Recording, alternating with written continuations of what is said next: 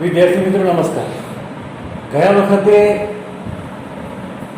આપણે ધોરણ 10 અંગ્રેજીના માળખા વિશેની વાતો કરેલી, પરિરૂપની વાતો તમને સમજાવેલી. આજે આપણે એક નવા ટોપિક સાથે મળીએ છીએ. પ્રકરણ 15 સામાજિક વિજ્ઞાન, આર્થિક વિકાસ. અર્થશાસ્ત્ર ને અંગ્રેજીની અંદર કહેવાય છે ઇકોનોમિક્સ. હવે આપણો પાઠ એ પ્રકારનો છે કે એની અંદર 3-4 પ્રકારના બદલાતા મુદ્દા આપણને જોવા મળે. એટલે તમે ઘણા વખત વાંચવાનો પ્રયત્ન કરો પણ તમારી સમજની અંદર આવે નહીં. તો એના માટે આપણે ખૂબ સહેલી બાબતો, સહેલા ઉદાહરણોથી આજે હું તમને આર્થિક વિકાસનો પાઠ સમજાવવા માટે જઈ રહ્યો છું. અર્થ એટલે પૈસો, પૈસાનો વિકાસ થવો, લોકોના પાસે પૈસા આવવા, લોકોનું જીવન ધોરણ સુધરવું. આમ તો ઘણા વાર કહેવાય છે કે પ્રત્યેક વ્યક્તિની સવાર એ જુદી જ હોય છે. દુનિયાની અંદર કેટલાય લોકો ભૌતિક સુવિધાઓથી ખૂબ સુંદર જીવન જીવતા હોય છે, પણ કેટલાક લોકો, દુનિયાના કેટલાક દેશના કેટલાક લોકો ને આ ભૌતિક સુવિધાઓ પ્રાપ્ય નથી હોતી અને એમનું જીવન ખૂબ હાડમારી પૂર્વકનું હોય છે. ખૂબ હાડમારી વેઠવી પડે, સખત મહેનત કરવી પડે, ત્યારે પોતાનું ગુજરાન ચલાવી શકે. હવે દુનિયાના દેશોના, આમ તો પહેલાના પુસ્તકની અંદર 3 ભાગ પાડ્યા હતા. એક વિકસિત દેશો. વિકસિત દેશો એટલે જે દેશોની અંદર સંપૂર્ણપણે વિકાસ થઈ ગયો છે. ત્યાં આપણે જઈએ તો સારું આરોગ્ય દરેક વ્યક્તિને જોવા મળે, સારા રસ્તા જોવા મળે, વીજળીની સુવિધા જોવા મળે, શિક્ષણની સારી સુવિધાઓ જોવા મળે, દરેક જણ ભૌતિક સુવિધાઓથી સજ્જ હોય, તેના રસ્તા સારા હોય, પુલ સરસ હોય, બધી જ બાબતોથી સજ્જ આ દેશો હોય. અને ફરતા હોઈએ ત્યારે ગરીબી આપણને બિલકુલ ન દેખાય એવા દેશોને આપણે વિકસિત દેશો કહીએ છીએ. એના માટેનું ઉદાહરણ આપણે એક દેશ નજર સમક્ષ રાખીએ, દાખલા તરીકે અમેરિકા. તો અમેરિકા એ વિકસિત દેશ છે. England, France, Netherland, Canada, Norway, આ બધા વિકસિત દેશો છે કે જ્યાં સંપૂર્ણપણે વિકાસ થયેલો છે. બીજા નંબરની અંદર આવે દેશો એ વિકાસશીલ દેશો. વિકાસશીલ દેશોની અંદર ભારતને નજર સમક્ષ આપણે રાખીશું. આપણો દેશ એક વિકાસશીલ દેશ છે. આપણો દેશ હાલ વિકાસ કરી રહ્યો છે. India is a progressive country. હાલ આપણો વિકાસ કરવાનો ચાલુ છે. એક સમય એવો હતો 1947ની અંદર જ્યારે આપણે આઝાદ થયા, ત્યાર પછી આપણું જે જીવન હતું એ ખૂબ કઠિનાઈવાળું જીવન હતું. લોકોનું સારા રસ્તા હતા નહીં, સારી મેડિકલ ટ્રીટમેન્ટ એટલે સારા દવાખાના હતા નહીં, સ્વાસ્થ્યની સુવિધાઓ હતી નહીં, ગામડે ગામડે શાળાઓ હતી નહીં, વીજળી તો કેટલાય ગામડાઓની અંદર હતી નહીં. હમણાં વીજળીનું કામ તો આજ સુધી ચાલી રહ્યું છે. કેટલાક પર્વતીય વિસ્તારોની અંદર જે ગામડા છે ત્યાં તો હાલ પણ વીજળી લઈ જવાનું ચાલુ છે. લોકોના કપડાં પણ સારા હતા નહીં, પૂરતું બે ટાઈમ એમને ભોજન પણ મળતું નહીં, એવી પરિસ્થિતિ હતી. પણ આપણા દેશે ધીમે ધીમે વિકાસ કરવાનું ચાલુ રાખ્યો અને આજે આપણે એ હરોળની અંદર આવ્યા કે આપણે વિકાસશીલ દેશોની યાદીની અંદર મુકાયા. અને ટૂંક સમય, એ પણ સમય બહુ દૂર નથી જે આપણે વિકસિત દેશની અંદર આપણી ગણતરી થશે. ટૂંકમાં મારે તમને કહેવાનું કે વિકાસશીલ દેશો એટલે વિકાસ કરવાની પ્રક્રિયા એમની ચાલુ છે. ભૌતિક સુવિધાઓ આપણને આજે મળવા લાગી. તમે જુઓ, એક સામાન્ય ઘેટા બકરા ચારતો ભરવાડ પણ એના પાસે મોબાઈલ લઈને ફરતો હોય ને વાત કરતો હોય. પંખાની આપણે ઉનાળાની અંદર ગરમી પડતી હોય તો સામાન્ય માણસને પંખાની તો માત્ર કલ્પના હતી, પણ આજે દરેક વ્યક્તિ, સામાન્યમાં સામાન્ય વ્યક્તિ હોય તો એ વ્યક્તિ પંખાનો ઉપયોગ કરી શકે છે અને શાંતિથી પોતાની ઊંઘ માણી શકે છે. તો એવી ઘણી બધી બાબતો, આ જૂના સમયની તમને વાત કરું તો ગામની અંદર દાખલા તરીકે કોઈ એકાદ બાઇક લાવે કોઈ સુખી માણસ, મોટરસાયકલ લાવે તો બધા ગામના છોકરાઓ જોવા જતા હતા કે મોટરસાયકલ કેવી છે, ગોળ ગોળ ફરીને મોટરસાયકલ જુએ. આજે 5 લાખની કોઈ મોટરસાયકલ લાવીને ગામની અંદર ઉભો હોય તો કોઈ મોટરસાયકલ સામે જોતું નથી, કારણ કે દરેકના પાસે ઘેર ઘેર આ સાધનોની ઉપલબ્ધતા થઈ ગઈ. એના ઉપરથી આપણે અનુમાન કરી શકીએ છીએ કે આપણો દેશ વિકાસ કરવાની પ્રક્રિયાની અંદર આગળ વધી રહ્યો છે અને ટૂંક સમયની અંદર આપણે વિકસિત દેશોની યાદીની અંદર આપણો સમાવેશ થશે. હવે 2 વ્યાખ્યાઓ હું તમને સમજાવવા માટે જઈ રહ્યો છું વિદ્યાર્થી મિત્રો, બોર્ડ ઉપર મેં લખેલી છે. જુઓ, આર્થિક વિકાસ એટલે શું? તો દરેક ઘણા બધા વિદ્યાર્થીઓ મને પ્રશ્ન કરે, સાહેબ એ ટાઇટલ નથી સમજાતું. આર્થિક વિકાસ એટલે રાષ્ટ્રીય આવકમાં સતત વધારો થવો, માથાદીઠ આવકમાં સતત વધારો થાય, લોકોનો પગાર ધોરણ વધે, લોકોની આવક ઊંચી થાય, દેશની આવક પણ ઊંચી થાય અને લોકોના જીવન ધોરણમાં સુધારો થાય, તેને આર્થિક વિકાસ કહેવામાં આવે છે. લોકોના જીવન ધોરણની અંદર સુધારો થાય. આજની આપણી લાઈફસ્ટાઈલ એ બદલાઈ ગઈ છે. જૂની આપણી જે લાઈફસ્ટાઈલ હતી, જીવન ધોરણ હતું, એના કરતા આપણે ઉત્તમ પ્રકારનું જીવન ધોરણ જીવી રહ્યા છીએ. સવારે વહેલા બાથરૂમનો વ્યક્તિ ઉપયોગ કરતો થયો. પહેલા બાથરૂમ તો મોટા ભાગના ગામડાઓની અંદર કોઈ ઘરે બાથરૂમ અને ટોયલેટ જેવી કોઈ વ્યવસ્થા હતી નહીં. આજે તે સુવિધા થઈ, સાબુનો ઉપયોગ કરતા થયા, શેમ્પૂનો ઉપયોગ કરતા થયા, સારા કપડાં પહેરતા થયા, ઘરની અંદર સારું ફર્નિચર વસાવતા થયા, સારી ભૌતિક સુવિધાઓથી સજ્જ આપણે બનતા થયા. એ બધી બાબતોને જોઈએ તો એને આર્થિક વિકાસ કહેવાય. ટૂંકમાં આપણે આર્થિક વિકાસ અત્યારે મહદઅંશે સરસ રીતે પ્રાપ્ત કરેલો છે. આર્થિક વિકાસની વ્યાખ્યા ફરીથી યાદ રાખો, રાષ્ટ્રીય આવકમાં, માથાદીઠ આવકમાં સતત વધારો થાય અને લોકોના જીવન ધોરણમાં સુધારો થાય, તેને આર્થિક વિકાસ કહેવાય. હવે બીજી એક વ્યાખ્યાના સાથે આપણે જોઈ લઈએ, માથાદીઠ આવક એટલે શું? માથાદીઠ આવક એટલે દેશની કુલ રાષ્ટ્રીય આવકને દેશની કુલ વસ્તી વડે ભાગતા માથાદીઠ આવક પ્રાપ્ત થાય છે. ફરીથી, દેશની કુલ આવકને દેશની કુલ વસ્તી વડે ભાગતા રાષ્ટ્રીય આવક આપણને, માથાદીઠ આવક આપણને પ્રાપ્ત થાય છે. હવે પાઠ તો ઘણો બધો લાંબો છે, બધા મુદ્દાઓની છણાવટ કરવા માટે જઈએ તો એટલો લાંબો આપણે વિડીયો બનાવી શકીએ નહીં. તેમ છતાં હું તમને મહત્વના મુદ્દાઓ ઉપર વાત કરી અને પછી 4 સ્લાઇડ, 4 ને કાગળ ઉપર જે નોંધ કરેલી છે એ બાબત પણ હું તમને વિડીયોના સાથે મોકલવાનું છું. તે બરાબર તમારે વાંચવાની અને અમુક જગ્યાએ મેં લખેલું છે કે આ બાબતો બરાબર તૈયાર કરવાની, તમારે એને તૈયાર રાખવાની. હવે એક બીજો મુદ્દો આવે છે કે વિકાસશીલ અર્થતંત્રના લક્ષણો. આ પાઠની અંદર વિકાસશીલ અર્થતંત્રની વાત આવે એટલે તમારે માત્ર યાદ, નજર સમક્ષ એ દેશને રાખવાનો ભારત. ભારત એ વિકાસશીલ દેશ છે, એને નજર સમક્ષ રાખીએ. આમ તો આપણા દેશની કઈ વાત નથી, આ દુનિયાના ઘણા બધા વિકાસશીલ દેશો છે, એના સંદર્ભની અંદર અહીંયા વાત કરેલી છે. પણ આપણા દેશને નજર સમક્ષ આપણે રાખીએ એટલે ચોક્કસ આપણને એ મુદ્દાની ખબર પડે. તો એના 9 મુદ્દા છે કે વિકાસશીલ દેશોના 9 લક્ષણો હોઈ શકે.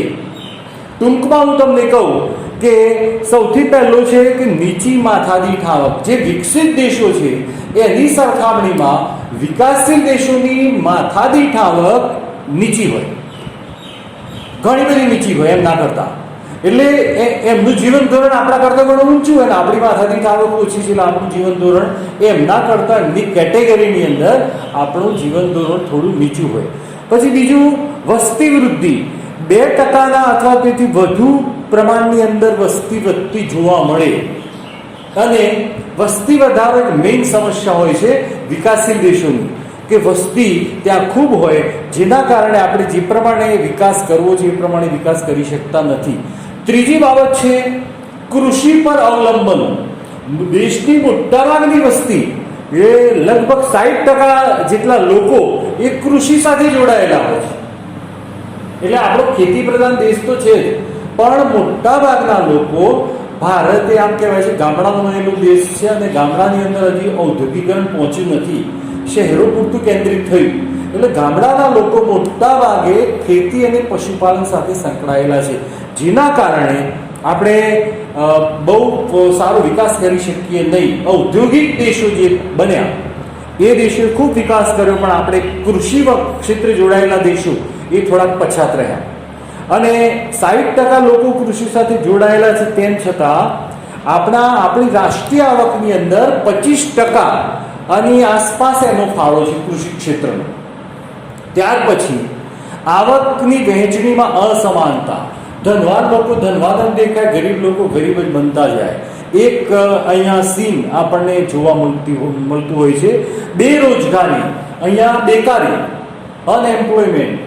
તો બેરોજગારીની સમસ્યા પણ આપણા દેશની અંદર છે કે લાખો લોકો આપણા દેશની અંદર બેરોજગાર જોવા મળે છે, અને એના કારણે કેટલાક એન્ટી સોશિયલ અસામાજિક તત્વો પેદા થાય અને દેશ માટે પડકારરૂપ ઘણી બધી સમસ્યાઓ પેદા થતી હોય છે. બેકારી હોય ત્યારે એને પેલો ગુજરાતીમાં કહેવાય છે કે idle mind is devil's workshop. આળસુ માણસનું મગજ શૈતાનનું કારખાનું છે. એટલે માણસને રોજગારી ન મળે એટલે ખરાબ કામો કરવા તરફ પ્રેરાય અને જેના કારણે દેશ સામે પડકારો ઊભા થાય. બીજું છે ઠેર ઠેર આપણને ગરીબી જોવા મળે. ગરીબી એક મોટી સમસ્યા છે વિકાસશીલ દેશો માટે.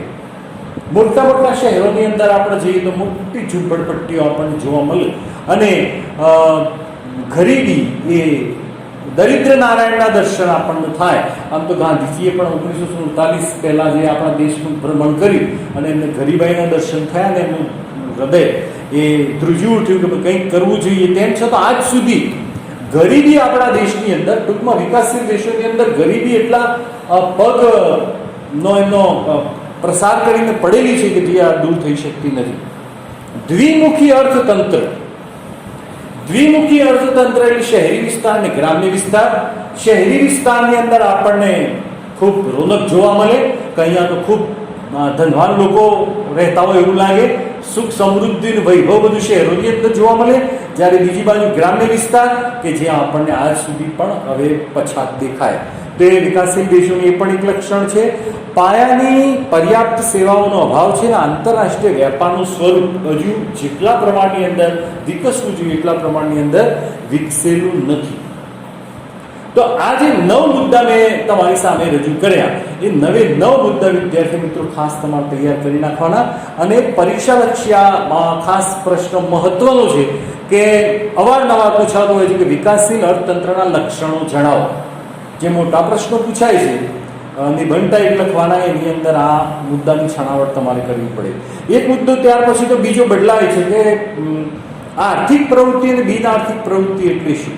તો આર્થિક પ્રવૃત્તિ એટલે આવક મેળવવાના અને ખર્ચ કરવાના હેતુથી જે પ્રવૃત્તિ કરવામાં આવતી હોય એના આર્થિક પ્રવૃત્તિ કહેવાય. દાખલા તરીકે બેંક મેનેજર હોય, એ રોજ 10 વાગે, 10:15, 10:30 એના ટાઈમસર બેંકની અંદર આવી જાય, સાંજે એનું કામ પૂરું થાય પછી ઘેર જાય. તો શા માટે આ ટાઈમસર આ કામ કરે છે? કારણ કે એને આ આર્થિક પ્રવૃત્તિ છે, એની અંદરથી એને કમાવાનું મળે છે, પગાર મળે છે. શિક્ષક હોય, વકીલ હોય, નર્સ હોય, આ બધી પ્રવૃત્તિઓ છે આર્થિક પ્રવૃત્તિઓ છે. કારીગર હોય, ખેડૂત હોય, આર્થિક પ્રવૃત્તિ, કમાવાના ઉદ્દેશથી કરવામાં આવતી પ્રવૃત્તિ, ખર્ચ કરવાના ઉદ્દેશથી કરવામાં આવતી પ્રવૃત્તિ એટલે આર્થિક પ્રવૃત્તિ.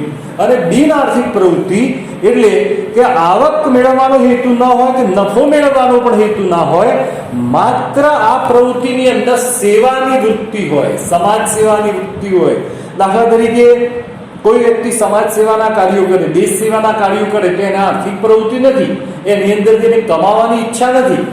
બીજું એક ઉદાહરણ લઈએ. માં દાખલા તરીકે પોતાના બાળકને જન્મથી તે મૃત્યુ સુધી, જન્મથી ઉછેરે છે પોતાના બાળકને માતા.